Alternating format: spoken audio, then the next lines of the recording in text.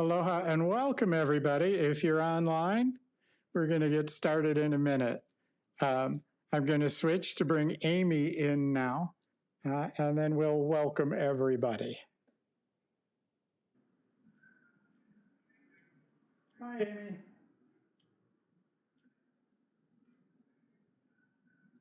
Hello, guys. So many familiar faces.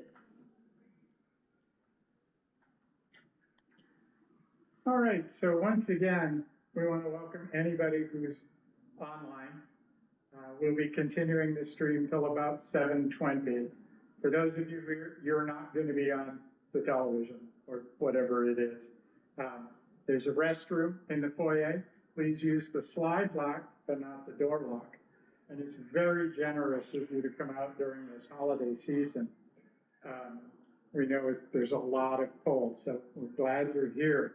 But speaking of being generous, the Bodhi tree allows us to be here without paying rent.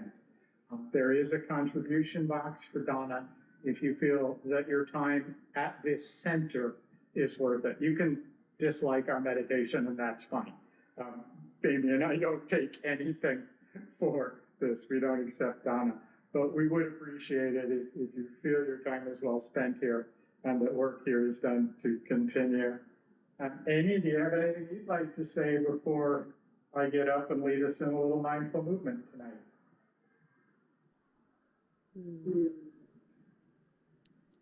Yeah, for the online people, welcome.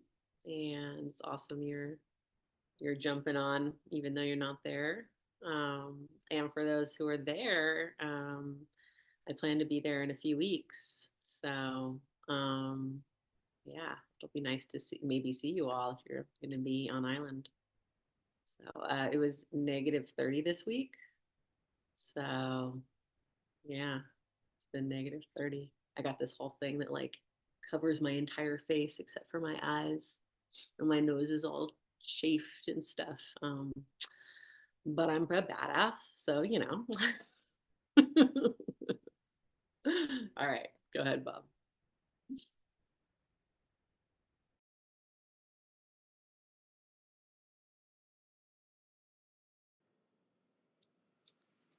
All right, so we always like to start with a little mindful movement. Let's take a moment to mindfully consider standing and getting ourselves ready to stretch just a little.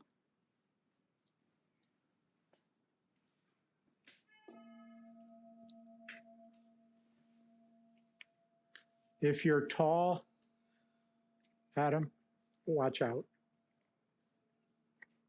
I have hit my fingers more than once. All right, everybody. Why don't we just take sort of a posture with our feet shoulder width apart, our knees bent just a little. We're not going to try and be rigid. Our head straight, almost as if we have a string holding us up, letting our belly drop, our shoulders drop, just allowing ourselves to be comfortable. And as Tom likes to joke, we'll just stand here for about 12 hours. Now, just allow ourselves to breathe in, let our belly expand.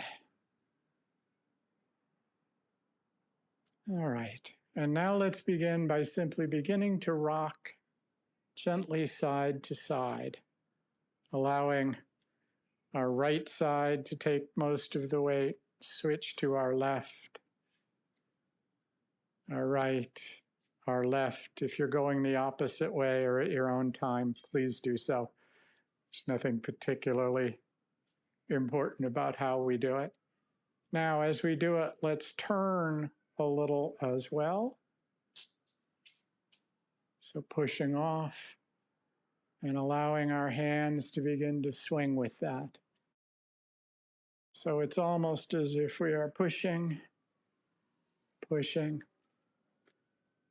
allowing our arms to go a little further, perhaps slapping ourselves a little if we're feeling really into it, or just very gently. moving our hands up perhaps as we get a little more swing so that we're touching our shoulders and perhaps even a little more rhythmic and getting the back of our shoulder. Pushing off, pushing off. And again, don't hurt yourself. If any of this isn't possible, just don't do it. All right. Allowing ourselves to slow down and our arms just rhythmically slowing down. Coming to a rest finally. And just standing for another 12 to 15 seconds, sorry. All right. Let's take our hands in the prayer position. And in this one, this comes from medical Qigong. We're going to smooth the Qi in a line. So we'll breathe in, up a little and down.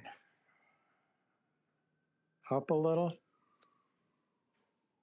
and down. Just feeling the Qi smooth, feeling the energy align. We keep going up a little higher. A little higher. Up over our forehead. Almost as if we're touching a bell.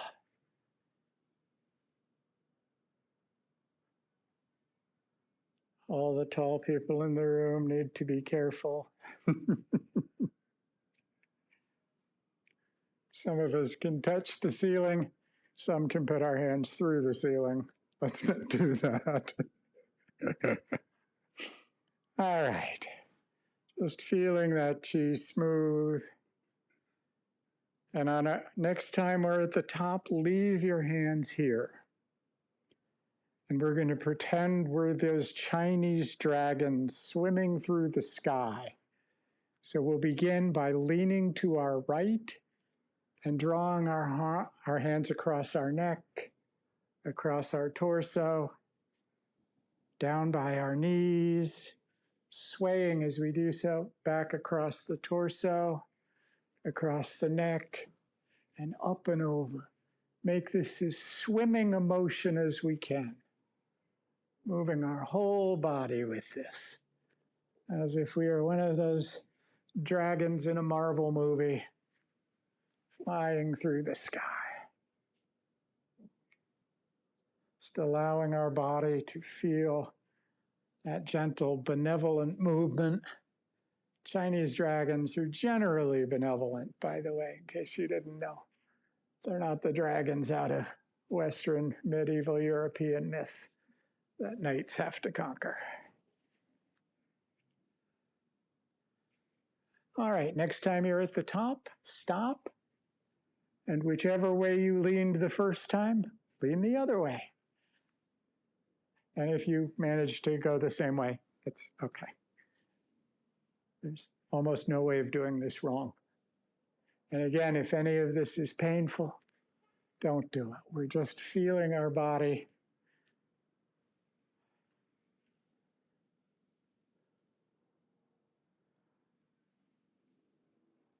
Come to the top about 2 more times, and then stop with your hands up again.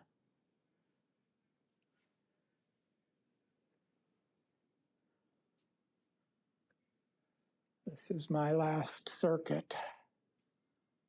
Just swimming through the sky. Benevolent dragon, enjoying itself and resting at the top. All right, we're going to switch animals now. This is a fun one, but I need to warn you, if you have a bad back, be careful, okay? Don't hurt yourself with this. Go ahead and make cat claws. And we're going to exhale and scratch the post while giving a good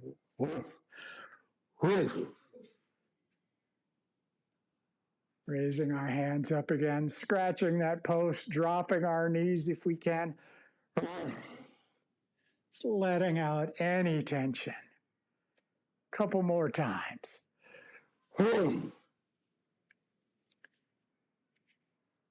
Last time. Stay down. If you can, just let your arms and your head and neck drop. We don't have to touch the floor. If you like, you can grab your ankles, but again, please be really careful anytime we involve the back. Just breathe in and let our spine sort of turn into a turtle. We're filling our turtle shell with breath and exhaling and letting it droop. Breathing in and filling. Exhaling. All right. And our next inhale will come up gently using our knees. We want to make sure we're not stressing our back.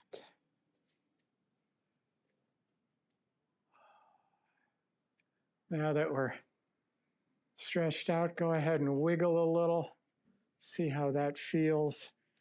If there's any difference between our body before we started and now. And let's just take another nice deep breath. Stand for another couple of days. And then mindfully make our way back to our seat.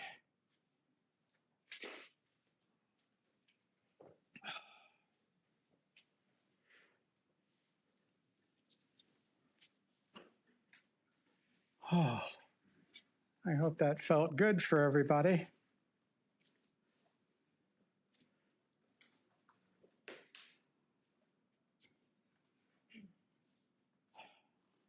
So before we get started with our meditation, let's just take a look around and see the other members of the Sangha and smile. We're mammals, and sometimes mammals get a little twitchy. And if you've ever seen them out in the wild, they look around at everything. They're a little afraid of things that are a little bigger than them. So it's part of our lineage and our heritage. So it's nice to know we're safe. And if at any time you don't feel safe, tell me or tell somebody else in the Sangha, if it happens to be me that's causing you to feel unsafe, so that we don't have that. We don't need that here. We're all here essentially for the same purpose. We may all have slightly different intents. All right. While I'm getting ready, let's take some nice deep cleansing breaths. 3, 4, 5, deeply in and exhale. If breathing is difficult for you, go ahead and just become comfortable in your seated posture.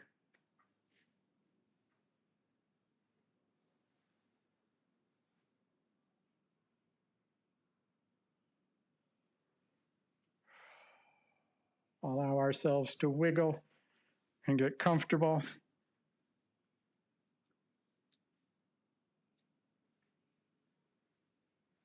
Tonight we'll be practicing some very basic meditation with our breath. If anybody's uncomfortable with their breathing because of trauma, we can use the sensation of being seated as our anchor, or if you'd prefer the sounds around us, we don't need to ever feel stressed at this. But I'll be guiding with the breath, so translate it for yourself. So let's just settle in.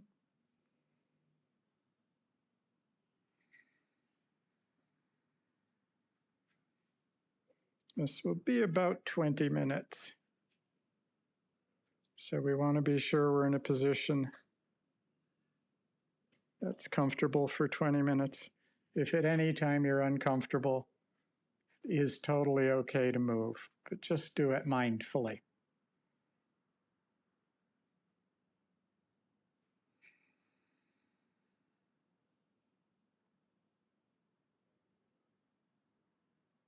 Allowing ourselves to settle. Allowing our consciousness to settle into our body, much the same way our body is settling into our cushion or our chair. feeling our connection with the earth, holding us lovingly in place, just as it has always done.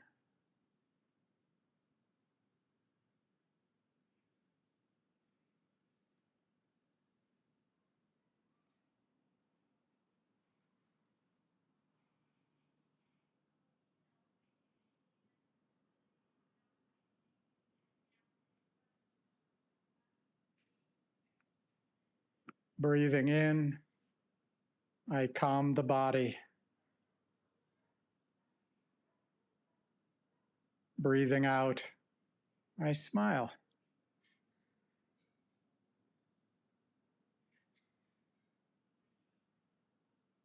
Dwelling in this moment,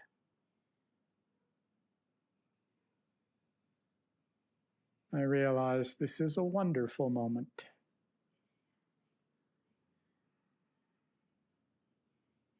Just allowing the breath to be our anchor.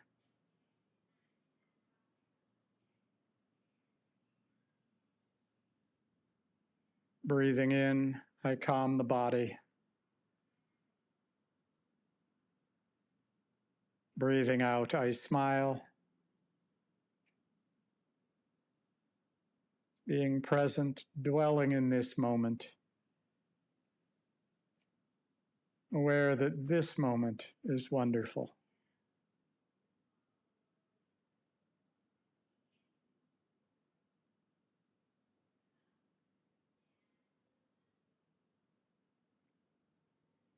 While we are focusing on our anchor, the breath, or the sensation of being seated, or another object of meditation, we are not trying to keep other things from arising. Thoughts arise, bodily sensations, sounds around us, things in our visual field, even if our eyes are closed. We simply allow them, welcome them as a guest, but welcome them as we might if we were hosting a party and bringing guests in. We don't wish to spend time. We just acknowledge thinking. Come on in. There's some tea over there. Welcome to the party. And returning to our duties, minding our anchor. Breathing in and calming the body.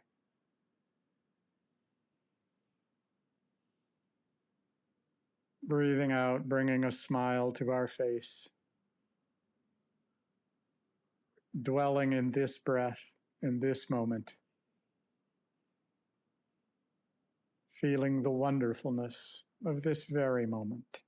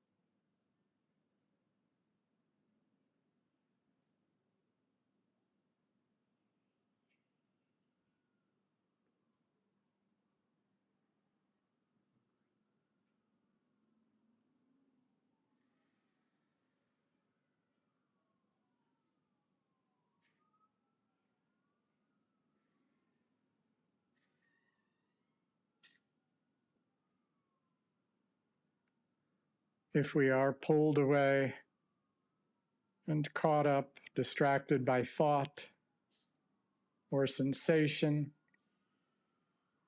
we simply return to our anchor and smile. This is not the sign we're a bad meditator.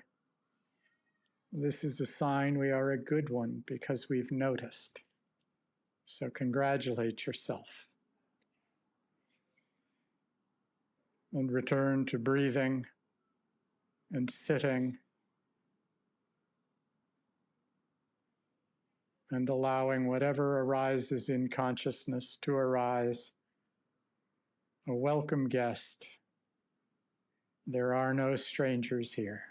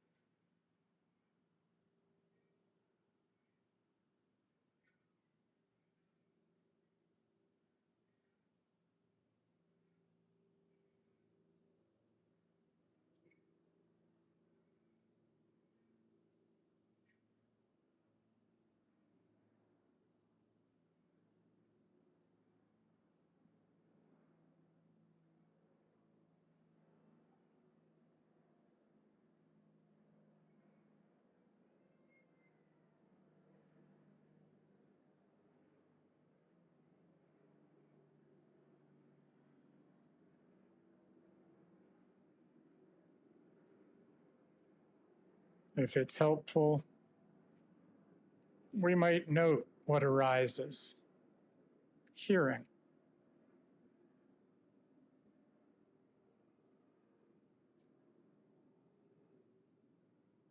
Or if a thought greets us at the door, thinking.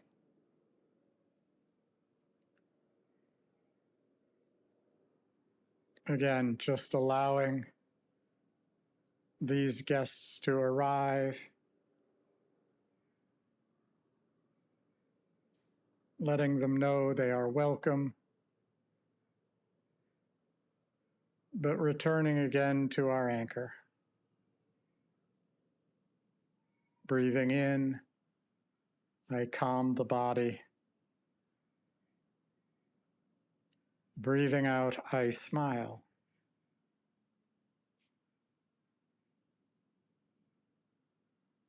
Dwelling in this moment, this breath, this one wonderful breath, held by the earth,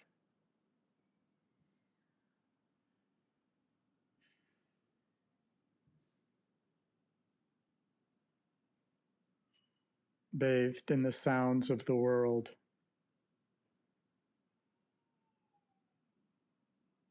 allowing all to be present. There are no strangers at this party.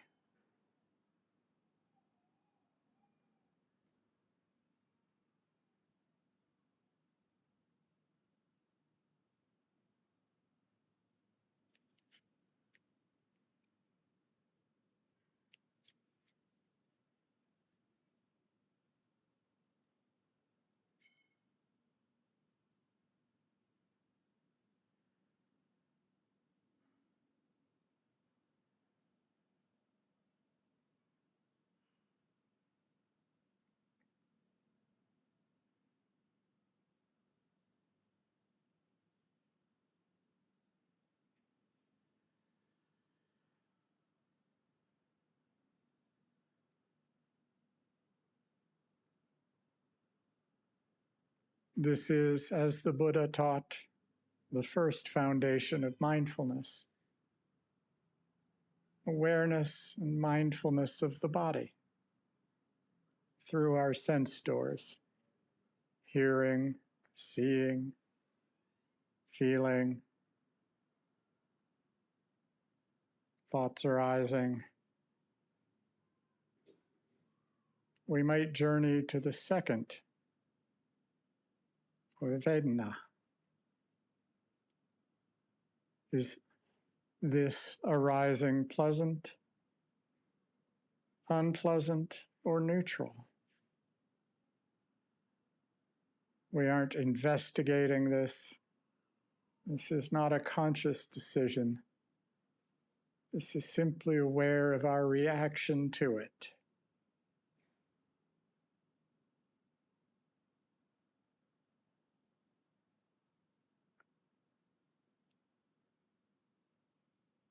The second foundation of mindfulness.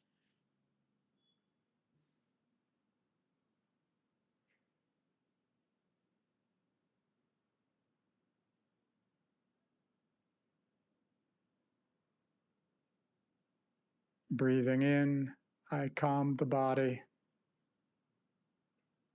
Breathing out, I smile.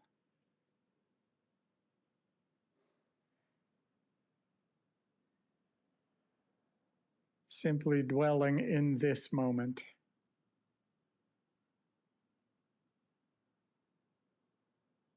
This wonderful moment.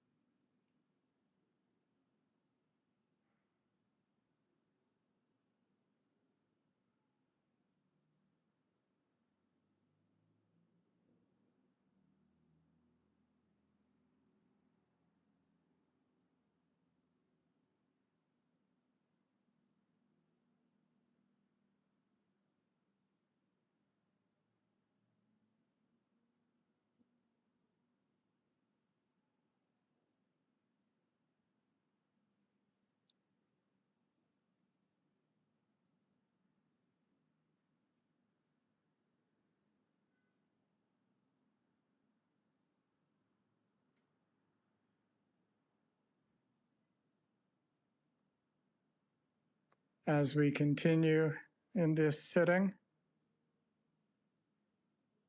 I would offer you the chance to come with me in a journey of metta, or loving kindness. If you wish to keep practicing as we have been, please feel free to do so.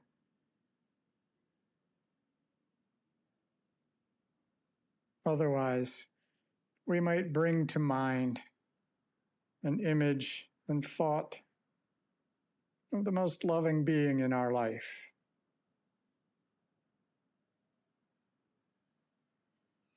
A person or being with whom it's hard to have a bad thought, an adverse reaction. This could be a puppy, a kitten, a child, or that loving aunt we love to see over the holidays, who always has a kind word and gentle hug. And holding them in mind, we offer with intent, if we're able, the gift of metta, loving kindness, by gently repeating phrases as we offer this gift. May you be safe. May you be happy. May you be healthy.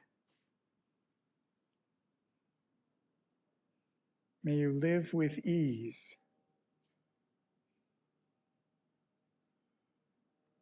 If it's helpful to light the candle of metta, we might put our hand over our heart and feel the warmth of touch, even our own, in our heart space. Keeping this loving being in mind, we continue offering metta silently or with the silent phrases, if it's helpful. May you be safe.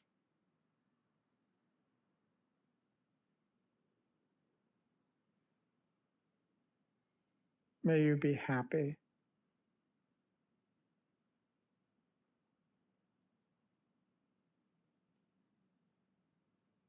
May you be healthy.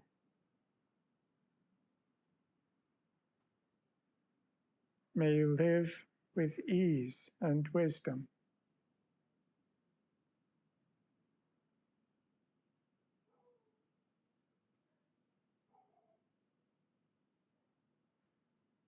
We might also explore how this gift feels in giving. Am I comfortable extending this?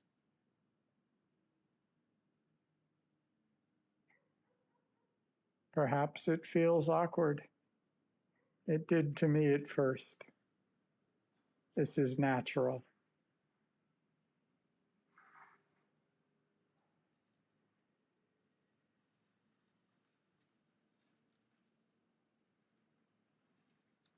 My teachers who schooled me in this practice always remind me that offering metta to ourselves is not at all selfish. As we offer ourselves this gift, we become better at giving it to all, and the benefits, like a drop of water in a pond, spread out. So let's bring ourselves to mind. Perhaps as a child, or what we saw in the mirror today,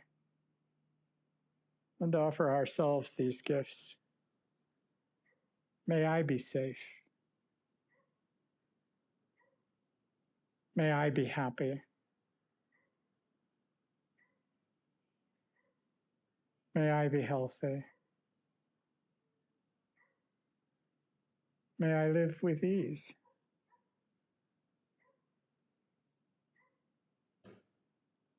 Investigating whether this seems different than offering it to that most loving being.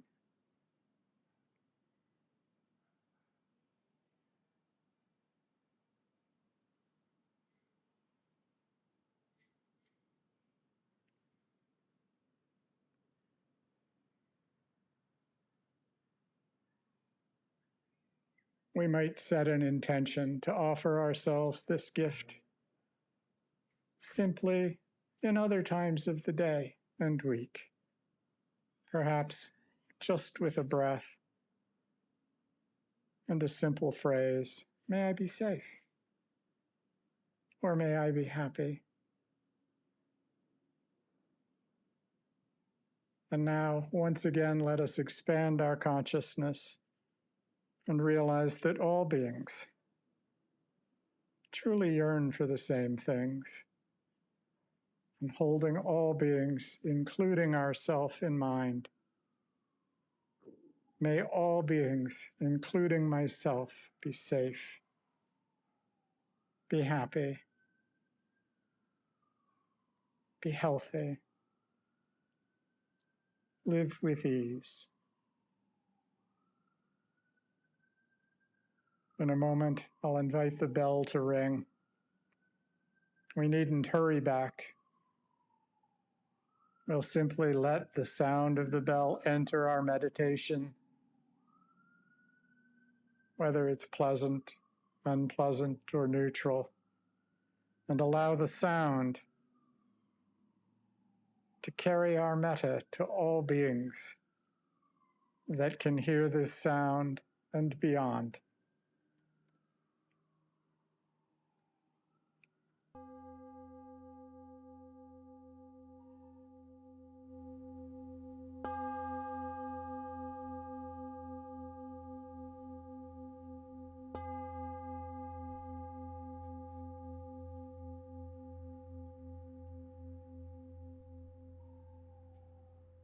Thank you for practicing with me. We'll now take about a 7-minute break. There'll be a timer on the television. The bathroom's in the foyer. There's water. Feel free to go out on the lanai. I will call us back with a bell. We do ask, perhaps, if you could, though, remain in silence and mindfulness during this.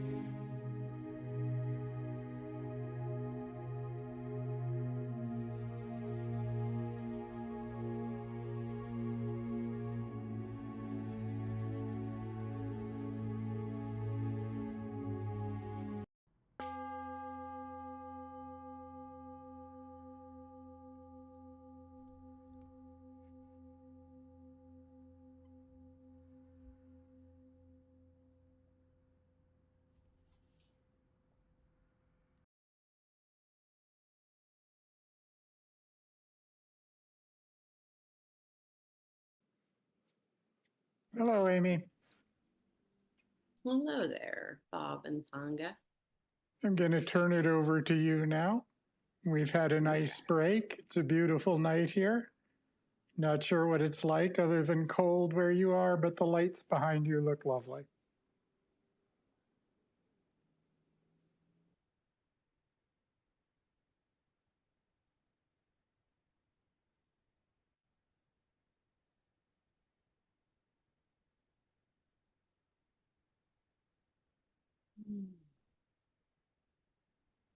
You guys hear me okay? Cool. So,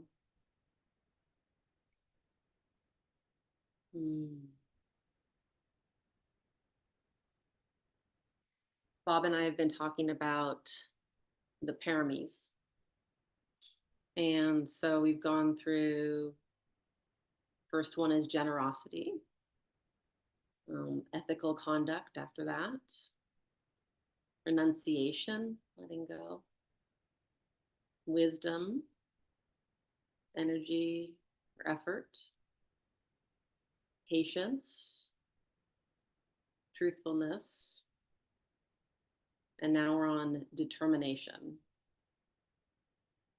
There's two more after that. And the parami, in one talk I was listening to, are kind of like these attributes of the Buddha, attributes of enlightened beings. And the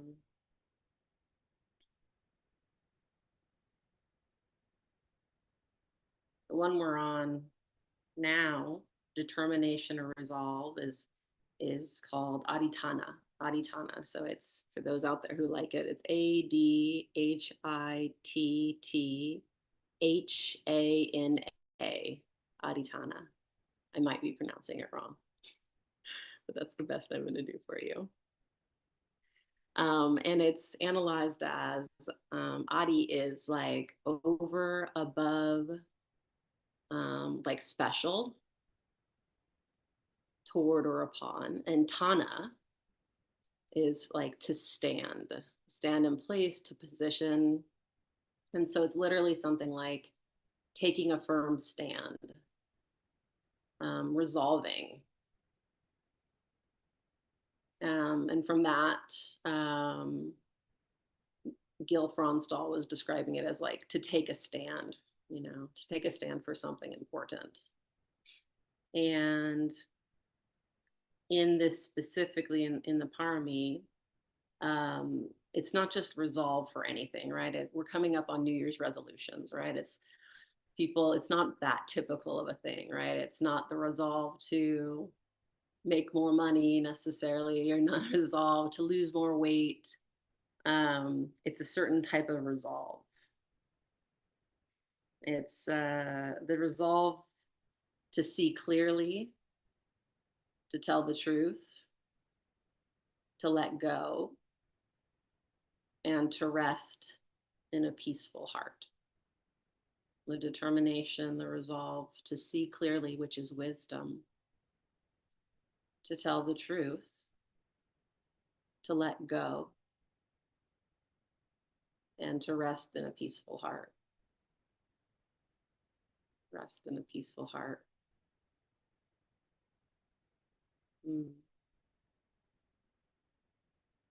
That one really gets me.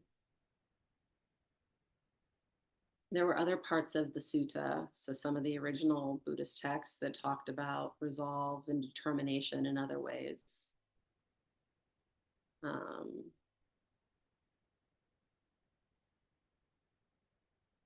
misspoke there. They were just describing it further. So it's resolve for wisdom, another way to say this. Resolve for wisdom, resolve for truthfulness, or for truth, to be aligned with what's true. Relinquishment, to let go, to give up clinging, selfishness, and unwholesome states. And to resolve for peace, so that's similar to the peaceful heart. So determination to incline to inner calm, stillness, and non-agitation. I'm going to read those again because it all feels important, right? These are the resolves for wisdom, the determination to cultivate clear seeing and understanding. And in Buddhism, we talk about delusion. We talk about not seeing clearly, and how that can happen so often as being human. We don't see clearly quite often. We see in the lens of our karma, our causes and conditions. We see based on our parents and our grandparents and our great grandparents. We see based on our neighborhood. We see things based on our relationships, based on what we consume. And we have a lot of the world telling us what to see.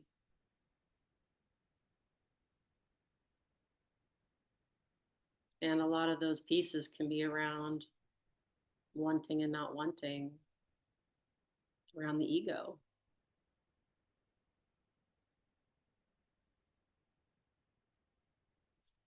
So I ask you to kind of pause and reflect for yourself. What is it there that you're resolving for? What are you determined? What is inside you right now that feels like maybe something that you want to aim towards?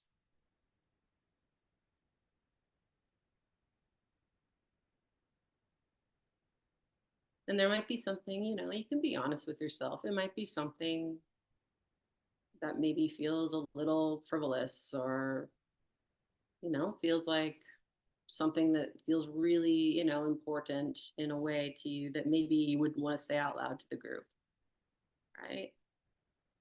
There's honesty, right? That was the next part of it, right? Wisdom and honesty. It's a really interesting time of year. I know a lot of different people have a lot of different feelings about resolutions, right? I know a lot of people who don't make New Year's resolutions, or a lot of people who do. I remember being at the gym and showing up, and I was going pretty consistently, and then all of a sudden there'd be like an influx of a bunch of people, right? Certain times of the year where everything gets really busy. That could be wholesome, right? People striving to go to the gym could be, wanting to be healthier, feel stronger. And there's other times that we, show up to the gym or other places too, and have these desires that can feel protective, right? We look or feel a certain way, maybe we'll feel more powerful. Yeah, it's complex, and that's what the practice gives us. Practice gives us a chance to kind of be with what's true. What's true for us right now, and what's true can always change. What's true for me right now.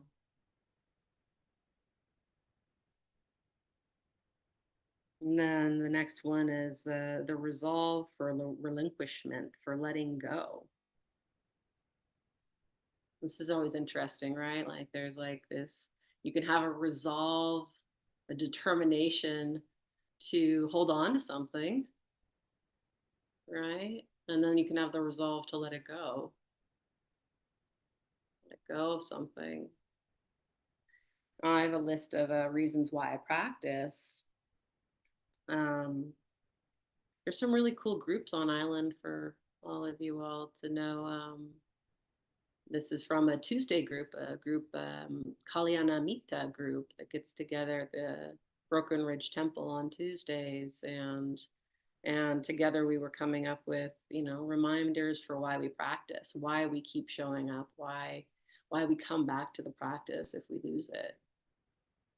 And so I created this list, I don't know, a few months ago with the group. And with one of the things, the last thing I listed on it, I say, I practice so I may see with wisdom where to let go, where to let be, and when to stay with it. This is so tricky, right? This could happen in relationships, can happen in jobs, can happen on different parts of our life, right? When does it make sense to let go of a job, to let go? It's no longer healthy to be in a certain environment, right? When does it make sense to keep going? And there can be resolve in either one. It can take quite a lot of bravery and determination to leave a situation that no longer feels like it's of support and service to us. And there can be parts of our brain that are like, oh, well, we don't want to be, we can't leave too soon. We can't do, because that could be part of delusion too. Leaving the situation could be its own set of, we're missing a piece of the puzzle that maybe we need to stay longer, keep going, right? So that's why the stay with it, when to let go and when to stay with it, even if it's a little bit tricky inside. And to keep going.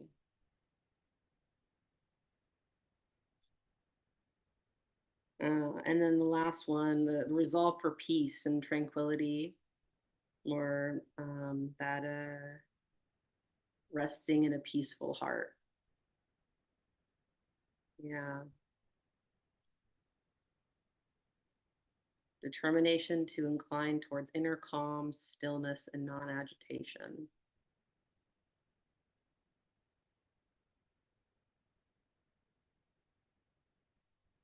When I think about this parami, think about being on retreat. One of the first times I was on retreat was at Spirit Rock in California. And I was a lot younger. Okay, maybe a lot younger. I was like maybe 10 years younger, something like that. And I remember staying with like some discomfort in my body. Like we're sitting, I'm probably even sitting here now. Like there's moments of discomfort and pain. And I wasn't staying with the pain. Like I was like, if I needed to move my head, if I needed to just wiggle around a little bit, sometimes I would do that, right? And other times I would just see what it's like to stay with the discomfort, to stay. And that's what I would hear, what I would kind of find in my head with resolve. It's like, stay, keep going, keep going. When I was little, it was like me remembering the line from The Little Engine That Could. I think I can, I think I can, I think I can.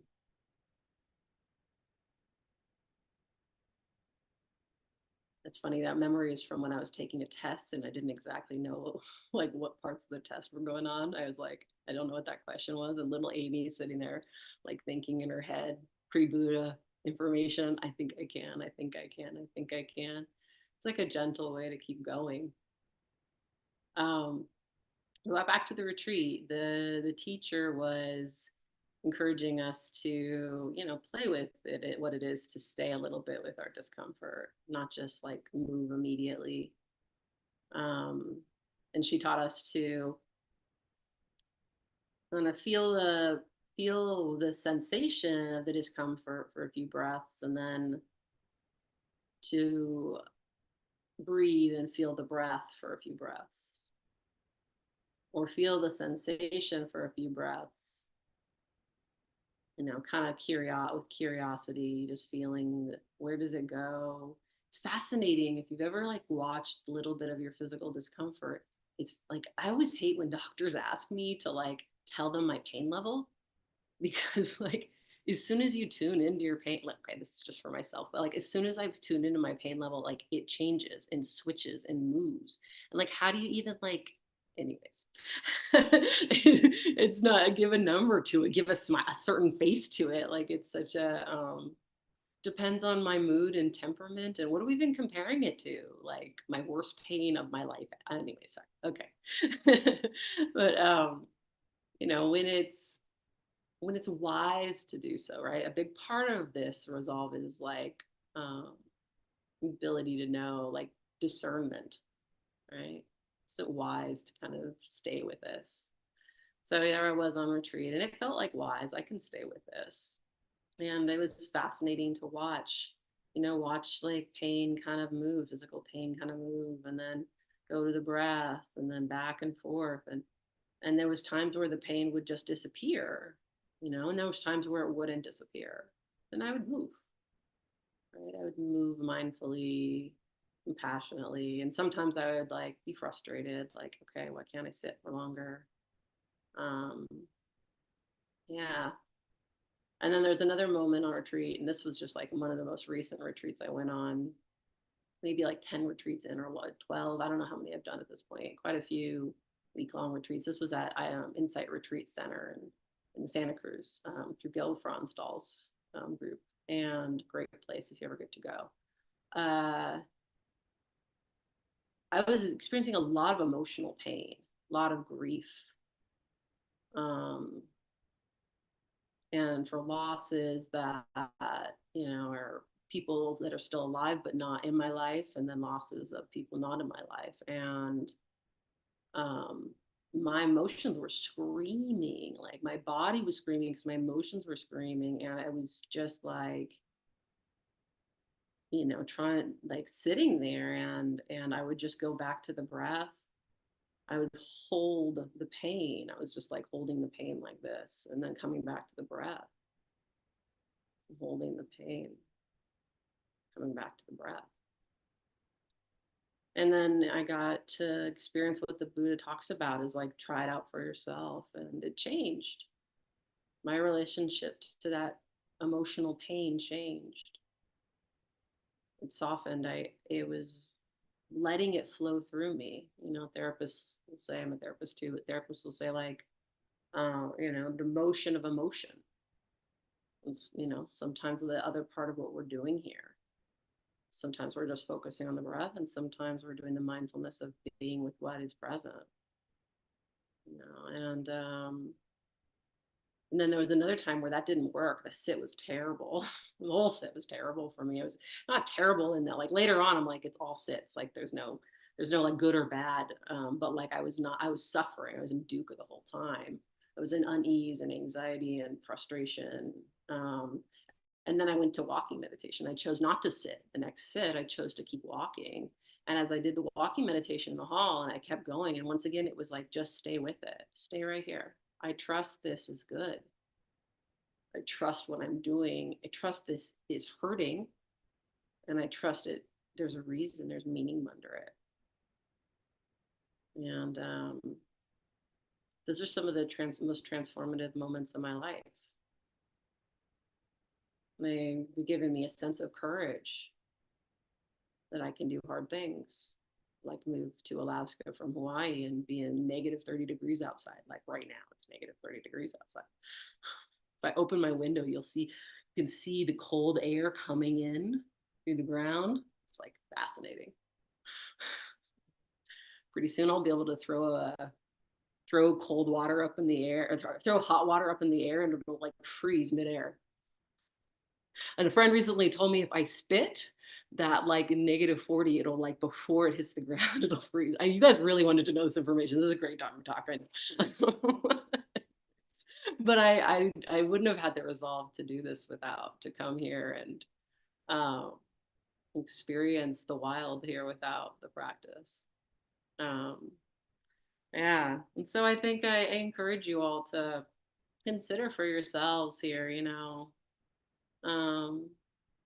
what could it be like to have a resolve that's not a typical New Year's resolution, to have a determination. For me, it's usually looking like, I want to incline the mind towards, I aspire towards, my intention is to. Those are the words that kind of like hold the movement without clinging to it in that same way. This resolve I have towards, may I see with wisdom where to let go, where to let be, and when to stay with it. That's I don't know if that will be my centering. Maybe it will this year. Sometimes I do choose one to kind of center on. But lots of times different intentions like this come around in my mind. With care and trusting my unfolding.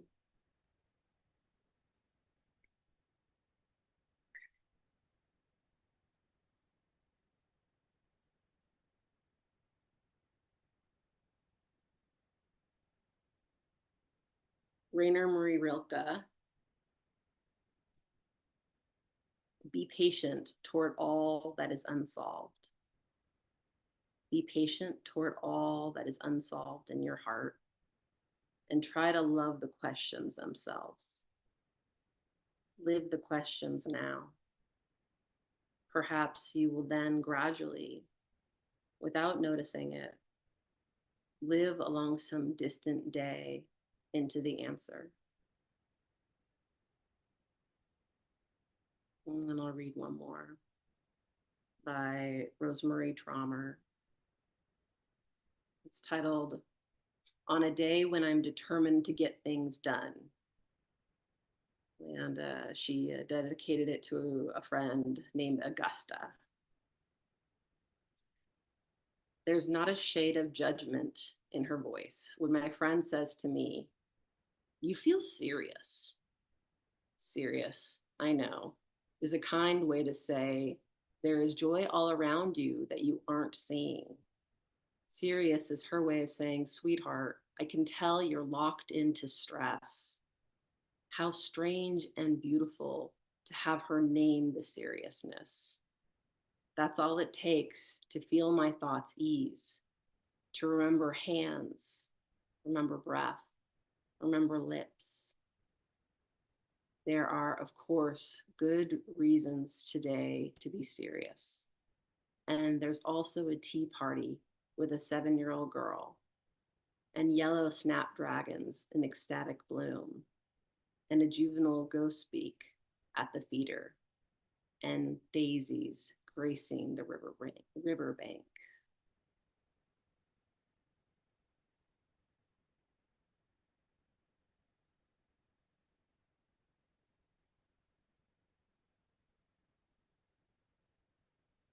That's it.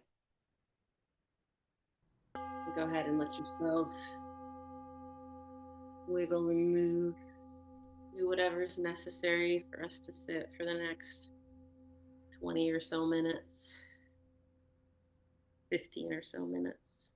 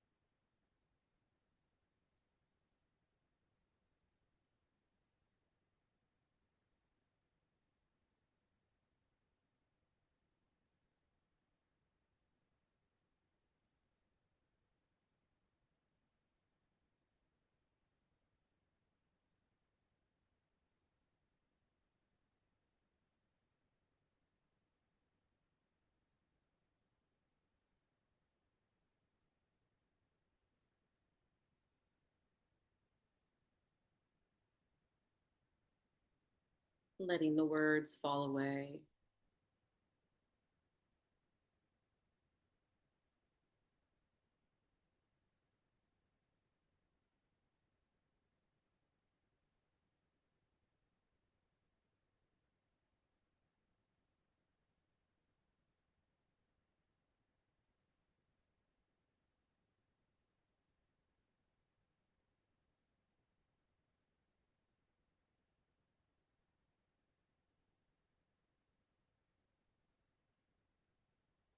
Feeling into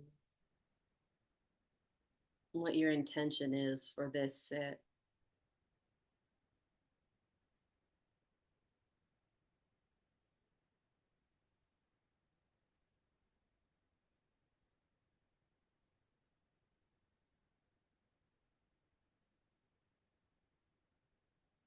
Does that intention feel inclined with wisdom? Does it feel held with compassion?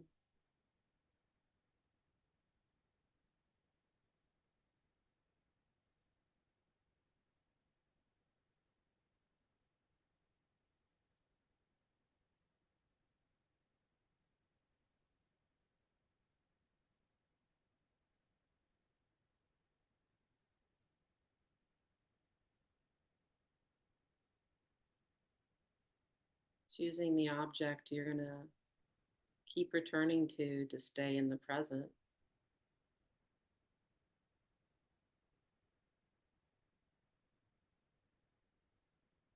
Could be the breath, the feel of the body, the gravity. Could be sounds.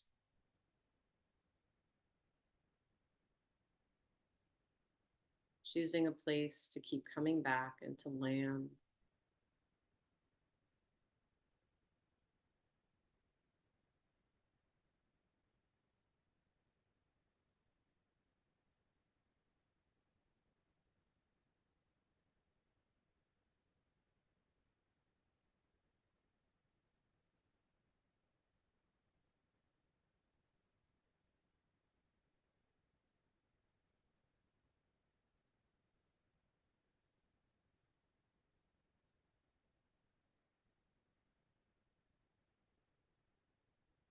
An invitation to notice whenever you notice the brain is getting caught up or has gone along a story, along a path, to return again to the object you've chosen and to remind yourself of the intention for this sit.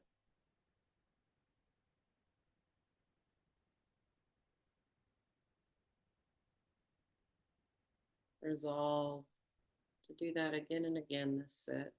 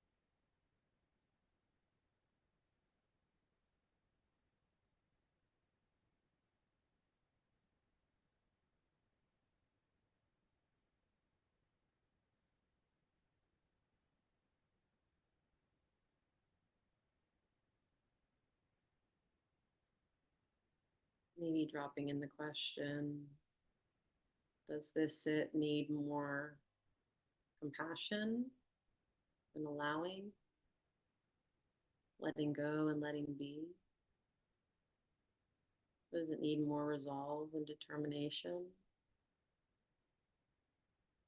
A resolve that is gentle and caring, but it doesn't need more fire.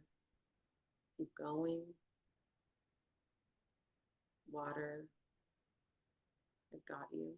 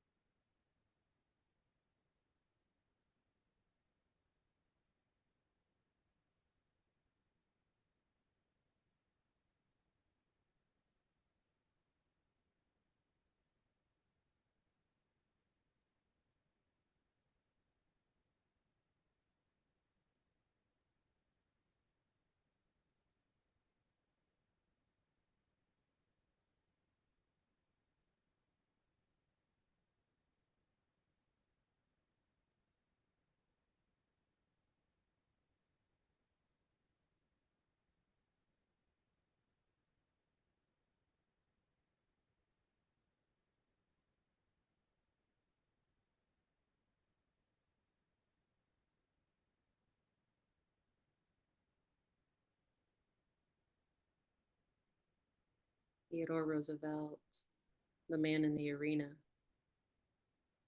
It's not the critic who counts, not the man who points out how the strong man stumbles, or where the doer of deeds could have done them better.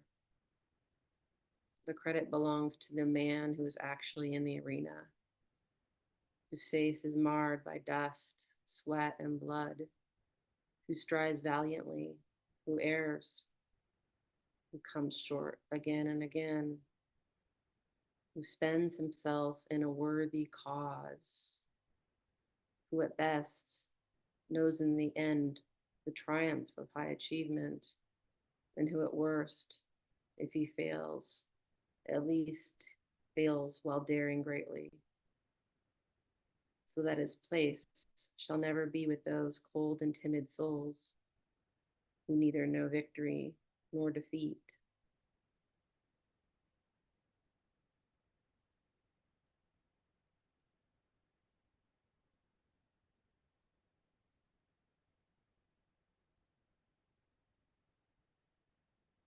And then again, Rosemary Traumer, on the day when I'm determined to get things done.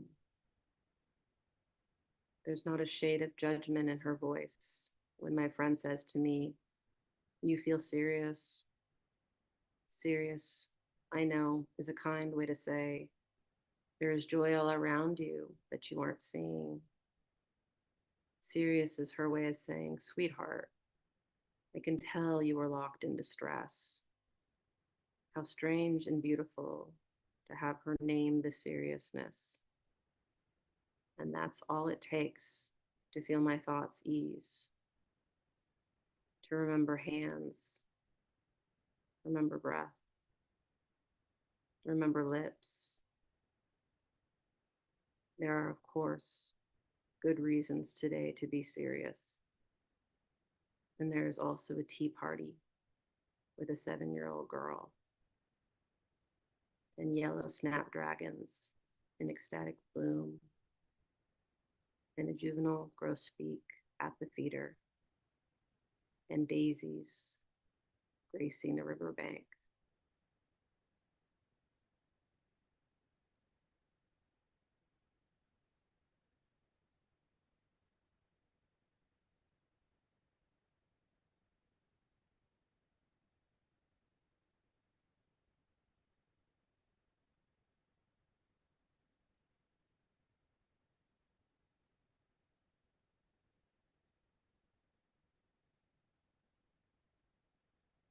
Bring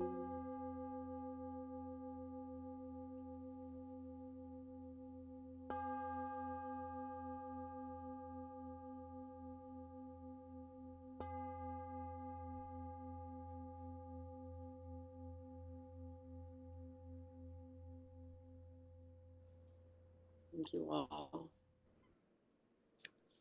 Thank you, I Amy. wanted to use those. Yeah, thank you, Bob. I wanted to use those two last opposing poems a little bit because that's what a lot of Buddhism is. It's the striving, you know, this coming back, showing up, keep going. And it's also the letting go, the compassion, fire and water, earth. It's not just one thing. So, anyways, thank you all again.